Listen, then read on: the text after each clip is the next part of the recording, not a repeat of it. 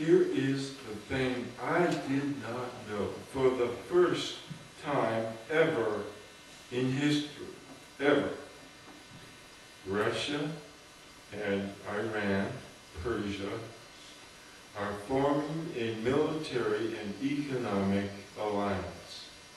This never ever happened before.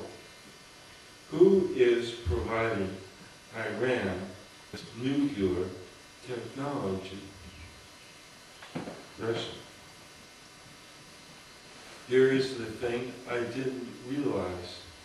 I had been paying attention to headlines.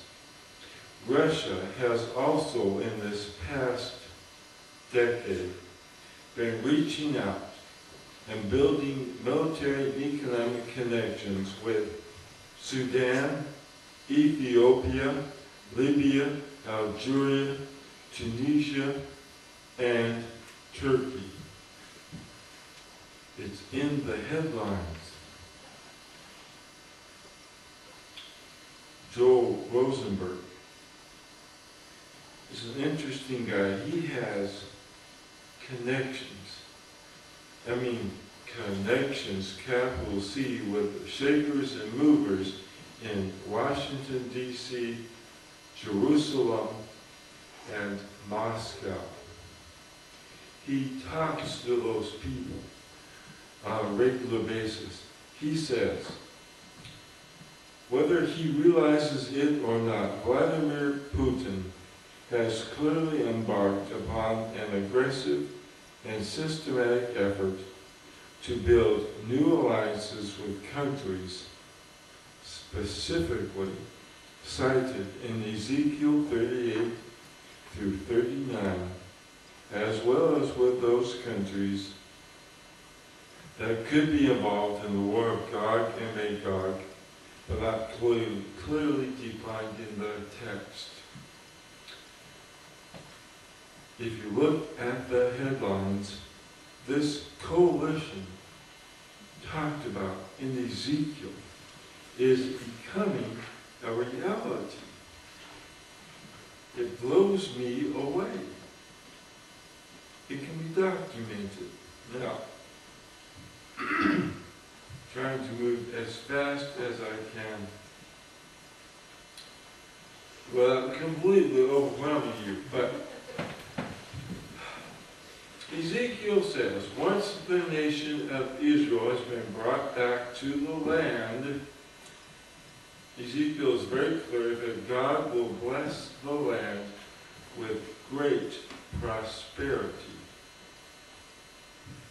And so Ezekiel 36:11, I will increase the number of men and animals upon you, and they will be fruitful and become numerous.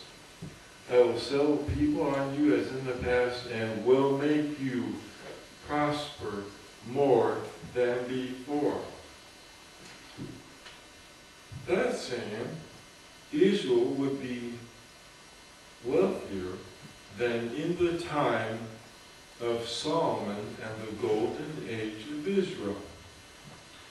Solomon was a pretty wealthy guy. Israel was a wealthy country.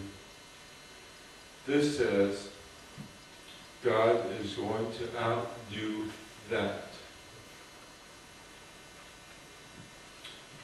Well, is God doing that? Yeah. God is.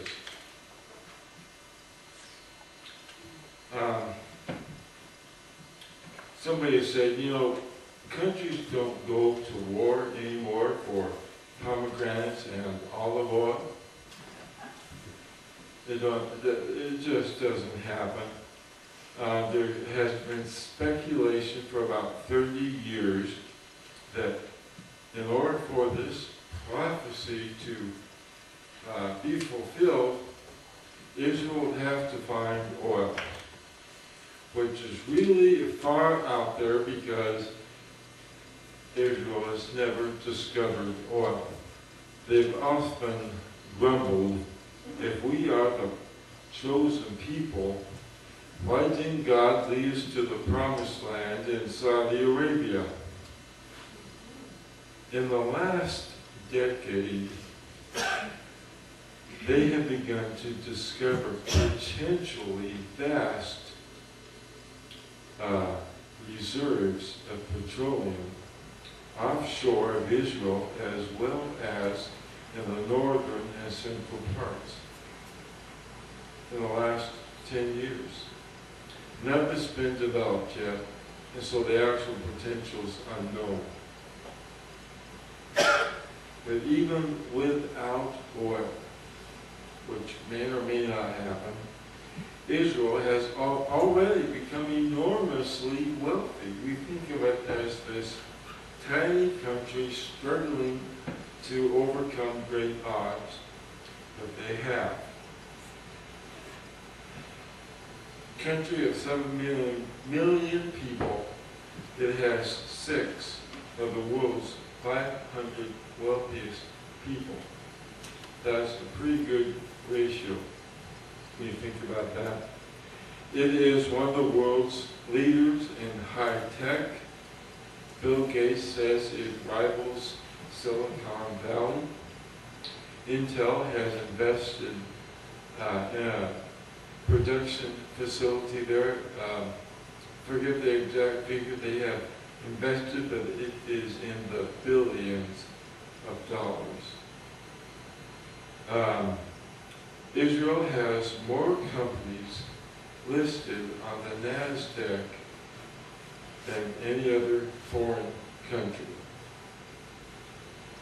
In 2005, it ranked 8th in the world in per capita exports. It also, its gross domestic product, which is a measure of how much an economy produces,